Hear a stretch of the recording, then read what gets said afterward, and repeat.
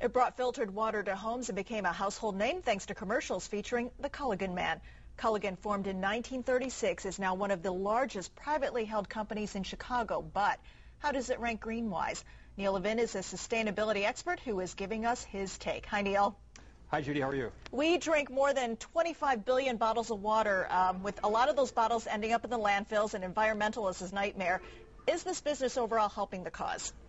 Well, they actually are, Judy. There's some great initiatives going on with Culligan where they are trying to reinforce the thing that they actually do best against this water bottle debacle that's going on right now. And what they do best is they provide filtration systems for homes, because when it's all said and done, if we want to truly avoid having all these water bottles at the landfill, we want to avoid the potential health hazards that some of these water bottles are now presenting, then we simply take the tap water, we filter it, and we take it on the go in whatever delivery vehicle we want to take it with.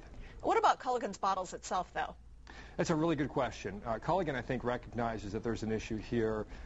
The bottle is actually made of the number 7 plastic, which is the polycarbonate. These have presented some problems. There have been some scientific studies that have been done that show that these leach bisphenol A. Leach means that the plastic actually breaks down and puts some chemical component into the water that we then ingest. Many companies like Neal, for instance, have now removed this polycarbonate resin from these bottles, recognizing that there may be a problem. There are still some people that say that it's really not a problem. The amounts are so trace. But the upside on the bottled water service from Culligan is that they serve these things in 5-gallon bottles. They're not being subject to vast degrees of temperature differentials like a water bottle might do in the back of a truck and then going onto a shelf store or in a storage area.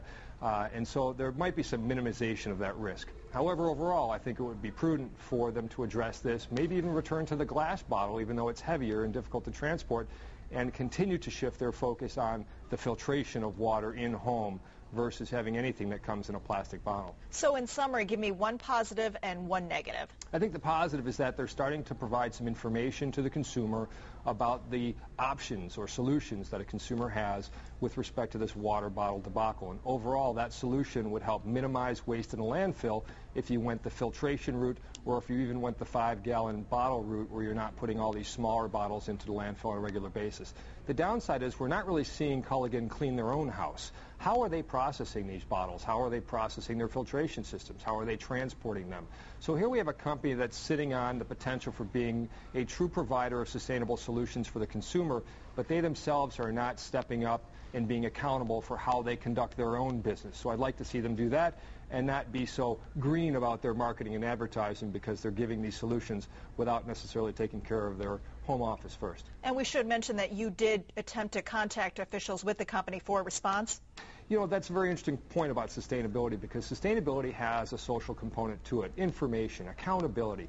You know, to be sustainable is not just being green and having a green product. It's being a responsible corporate citizen. Culligan's my next door neighbor. Do I like having this company be my next door neighbor? Do I like buying product from this company?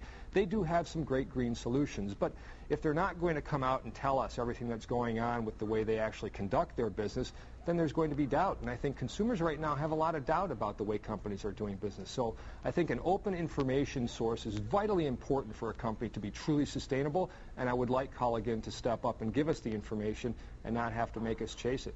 Neal Levin, thank you so much. Thank you, Judy.